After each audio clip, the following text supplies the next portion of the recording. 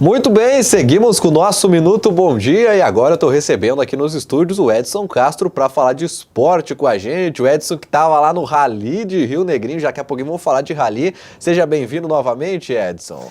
Boa tarde, Leandro. Boa tarde aos telespectadores. Hoje eu não vim de boné, tá? Meu guarda-chuva tá ali no canto. Chuva que vou te contar, hein?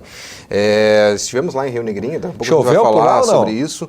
Um rally, primeiro rally do ano de chuva, mas muita chuva, principalmente na parte da manhã. Daqui a pouquinho a gente comenta um pouquinho mais aí da aventura dos pilotos aqui da região nessa etapa do Brasileiro. Vamos começar olhando nosso jornal Bom Dia do fim de semana, que o Bom Dia Impresso fim de semana está trazendo, Erechinense fica entre as melhores atletas do país. É a Cristiane Babinski, que venceu lá no Campeonato Pan-Americano de Karatê no Peru, Castro. Exatamente. Aliás, a evolução que a Cristiane vem tendo dentro do Karatê é algo impressionante. Ela começou alguns anos atrás já, hoje é professora também, ela tem evoluído muito dentro do esporte e hoje é uma das principais atletas que a gente tem no país.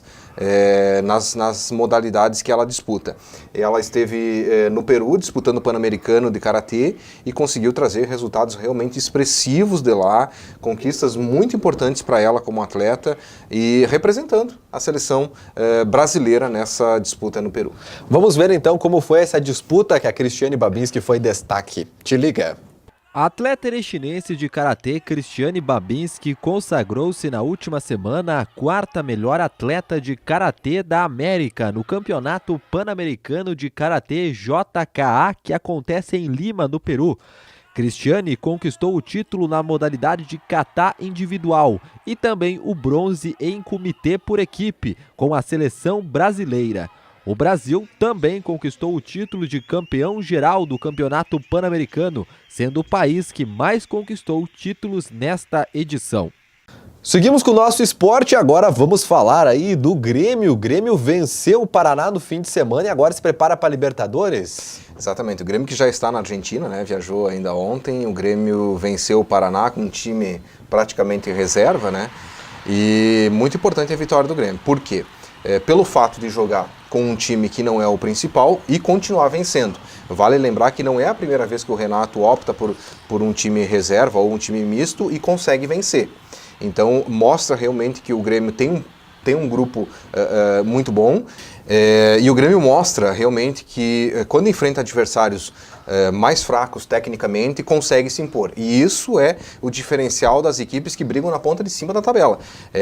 A gente lembra aí, principalmente o Internacional nos últimos anos e naqueles anos em que acabou sendo vice-campeão brasileiro, foram 3 vice-campeonatos desde 2005, o Inter não conseguia vencer justamente essas equipes menores. E o Grêmio faz esse papel muito bem, mesmo atuando com a sua equipe que não é a principal. Então acho que mostra um pouquinho do que o Grêmio ainda não necessariamente abandonou totalmente o Campeonato Brasileiro, embora o foco, as atenções, não tenho dúvida nenhuma, são na Libertadores. O Grêmio que viajou para a Argentina já está lá e amanhã faz esse primeiro confronto pelas quartas de final contra o Atlético Tucumã.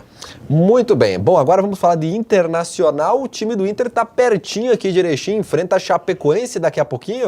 Aliás, muito erechinense se arrumando aí para ir nesse jogo aqui em Chapecó, né? Perto aqui, Internacional e Chapecoense. O Inter vive um momento fantástico dentro do campeonato e a Chapecoense vive uma situação de recuperação. Não vai ser um jogo fácil, pode ter certeza disso. Não vai ser jogo fácil, não vai ser jogo para goleada de nenhuma das partes. É jogo catimbado, a Chapecoense precisa do resultado porque está brigando ainda contra o rebaixamento.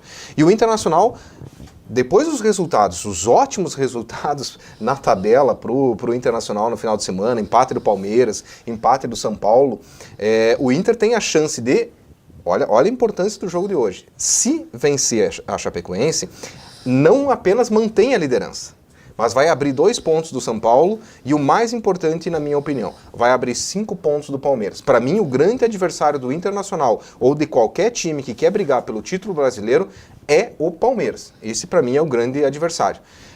E o Palmeiras empatou no final de semana com o Bahia. Se o Internacional conseguir vencer hoje, acho que ele abre um caminho enorme aí rumo a classificação na Libertadores. Essa já, para mim, já está garantida, né? Não tem mais o que fazer, mantendo pontos aí até o final do campeonato, mas abre um caminho importante hoje se vencer a Chapecoense fora de casa. em termos de briga pelo título. Vamos dar uma olhada na tabela de classificação com o fim dessa rodada, meu querido Marcão, porque é o seguinte, aí nós temos aí uma mudança na tabela de classificação, o Inter tá com 49, mas pode assumir a liderança porque tem um jogo a menos, né, Castro? A rodada ela se completa hoje, então o Internacional ainda não perdeu a liderança, ele perdeu em função de que os outros jogos já aconteceram e o Inter joga hoje à noite. O São Paulo foi a 50, né, empatou o clássico contra o Santos, aliás, um jogo bem morno, né? E o Internacional joga hoje com a Chapecoense, tem a chance de voltar aí à liderança do campeonato. O Palmeiras estacionou ali na terceira posição, empatou também. O Flamengo acabou empatando também o seu jogo aí contra o Vasco, clássico também do Flamengo. E o Flamengo já começa a ficar distante até mesmo do São Paulo hoje. Se o Internacional vencer hoje, vai abrir 7 pontos do Flamengo, isso é importante. O Grêmio ganhou uma posição na tabela, né? O Grêmio acabou vencendo, passou novamente o Atlético, que empatou contra o Cruzeiro no final de semana também, o clássico lá das Minas Gerais, e beneficiou o Grêmio, que venceu e agora volta para a 5ª posição. Na Série B, nós temos aí o Brasil de Pelotas com a volta do Rogério Zimmermann, voltou a vencer, mas o Juventude, tá lá na reserva ainda, Castro. Situação complicada do Juventude. O Juventude está indo para um caminho muito difícil, complicado. A situação do Juventude ela começa a se complicar cada vez mais. Hoje já são 3 pontos para o Brasil de Pelotas, que é o segundo time aí fora da zona de rebaixamento. O Brasil, a volta do Rogério Zimmermann parece fazer muito bem ao Brasil de Pelotas. O Brasil já conseguiu vencer, já saiu da zona de rebaixamento e consegue daqui um pouco dar uma retomada nessa reta final de campeonato para permanecer na Série B. Agora, a situação do Juventude, essa é bem complicada. E sabe quem é que fez o gol do Brasil de Pelotas? Ele mesmo, Michel aí, hein? Muito conhecido aí na torcida do Ipiranga. Exatamente. Não jogava nada no Ipiranga. É o artilheiro do Brasil de Pelotas. É caso de estudo, né? O Michel, aonde passa, faz ele gol, foi o artilheiro do Gauchão, no Ipiranga ele não desandou, mas fez o gol para salvar o Brasil de Pelotas. Bom, seguindo agora com o nosso esporte, vamos falar do nosso querido Ipiranguinha. O Ipiranga no fim de semana foi lá a Santo Ângelo e conseguiu só um empate com o Elite, Castro. É um jogo bem mais complicado do que parecia, né? O Ipiranga venceu o Elite 3-0 em casa na rodada anterior, que terminou o primeiro turno, e aí abre o retorno, agora inverte a sequência de jogos. Então começa justamente pelo Elite e aí vai indo os outros adversários. O Elite complicou a partida, aliás, o Elite teve várias oportunidades de até vencer o Ipiranga. Eu acho que o Ipiranga foi para lá naquela situação, tá fácil, tá cômodo, né? Eu sei que o Márcio não pensa assim, ele tem um pensamento muito Odair Helman, assim, vamos jogo a jogo, vamos vencendo e temos que vencer e precisamos do resultado e precisamos provar que a gente é bom, essas coisas assim. Mas eu acho que o Ipiranga não empatou pela falta de futebol. Eu acho que faltou um pouquinho, talvez, uma motivação a mais aí, mas está no caminho. O Ipiranga continua líder do grupo, o Internacional também teve complicações aí na rodada, então o Ipiranga continua bem. Agora tem que estar atento, né? Foi bacana ouvir, eu não lembro agora qual o jogador que saiu de campo e falou, não pensem que camisa e o Ipiranga, por estar num patamar acima, vai vencer tudo que é jogo. Tem que jogar dentro de campo. Eu até vou citar isso na reportagem de amanhã do Jornal Impresso, porque é importante. Eu acho que ele resumiu um pouquinho do sentimento que ficou dessa partida. Um adversário muito fraco, que poderia sim o Ipiranga ter vencido, mas acabou empatando. Mas serve de alerta, né? É bom que aconteça esses tropeços, principalmente agora, quando tem uma gordurinha ainda para queimar, porque lá na frente o Ipiranga não vai poder vacilar. Na última rodada o Inter tropeçou com Soledade, lá empatou, né? Então não tá fácil para ninguém. Bom, e por falar em não tá fácil para ninguém, o Atlântico no clássico da Liga Nacional, a CBF, infelizmente perdeu lá em Carlos Barbosa.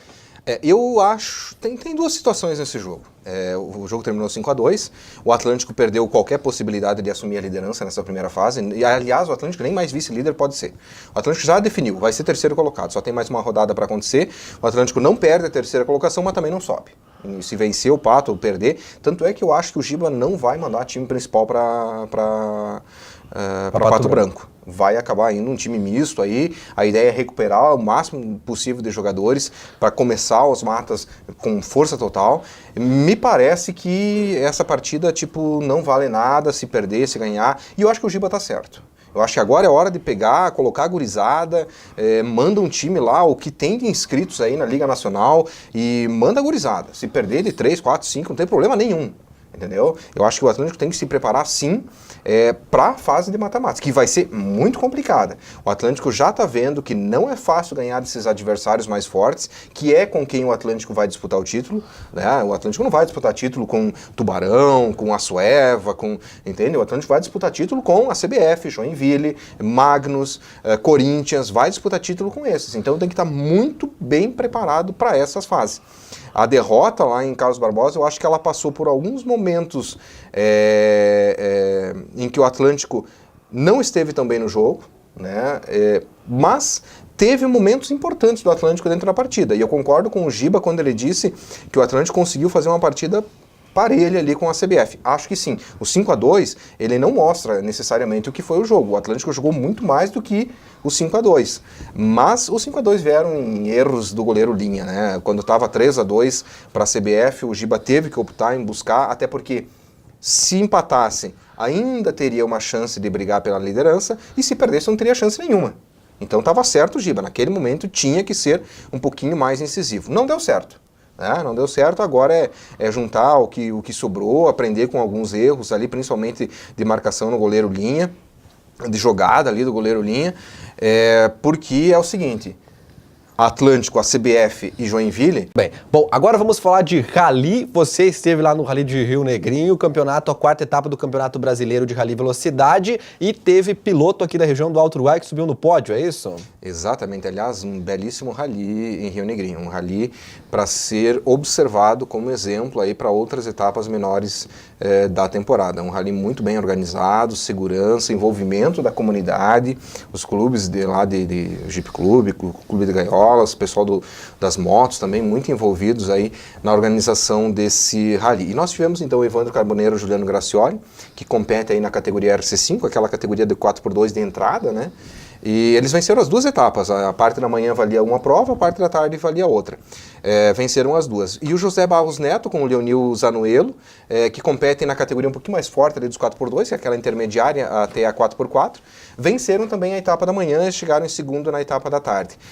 Numa belíssima prova, o Zé Barros e o Leonil voltando a competir no Campeonato Brasileiro, fazendo, olha, um belíssimo rally mesmo. O seu Fico Barros estava lá, né? O Fico que acabou capotando aqui na prova de Panambi e já está recuperado, está tudo bem com ele, e ele esteve lá, dava para ver a alegria dele também em ver o filho, o Zé Barros, fazendo realmente uma prova muito, muito legal no final de semana. Nós temos imagens desse rally, nós vamos acompanhar então que o pessoal conversou aí com os pilotos aqui para ver a avaliação deles dessa competição. Te liga nesse VT. O fim de semana foi de Campeonato Brasileiro de Rally Velocidade. A quarta etapa aconteceu na cidade de Rio Negrinho, Santa Catarina, e duas duplas do Alto Uruguai subiram ao pódio. Evandro Carboneira e Juliano Gracioli, que correm em todas as etapas da competição, venceram na categoria RC5. Eles brigam pelas primeiras posições na tabela de classificação do campeonato. A gente conseguiu andar rápido e com segurança, vencemos a parte da manhã, vencemos a parte da tarde, numa briga legal com o Edu aí, em mesmas condições, então eu acho que foi um final de semana para a gente guardar aí na lembrança. Já José Barros Neto e Leone Zanuelo venceram a etapa na categoria RC4, na volta da dupla à competição. O rally, assim, para nós, bem positivo aí no final. A gente vinha de 5 provas com quebra e só tinha esse objetivo de chegar. Nós não estávamos preocupados mesmo com a colocação que a gente fosse chegar, mas a gente queria chegar, tirar a zica.